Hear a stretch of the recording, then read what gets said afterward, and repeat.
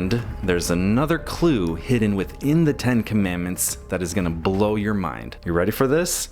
Watch this.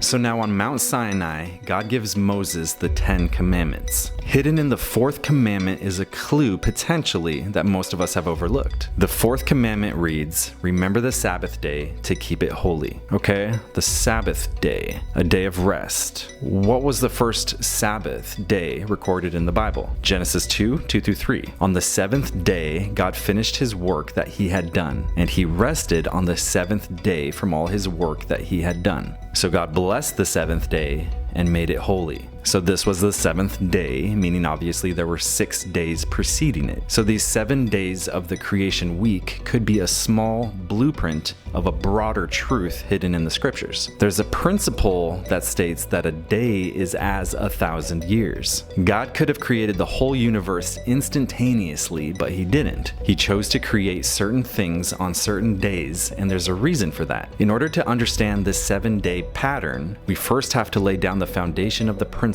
of a day being like 1,000 years in the sight of God. This principle teaches that a literal day can prophetically represent a future 1,000-year period. So one day can represent 1,000 years of human history. And this isn't a new concept. 2 Peter 3:8 says, "But do not forget this one thing, dear friends. With the Lord, a day is like 1,000 years, and 1,000 years are like a day." Psalm 93:4 says, "You turn people back to dust, saying, 'Return to dust, you mortals. 1,000 years in your sight are like a day that has just gone by." So this psalm is attributed to Moses, and it's interesting that Moses is credited with writing Genesis, since it was Moses who described death as a returning to dust in Genesis 3:19. "For dust you are, and to dust you will return.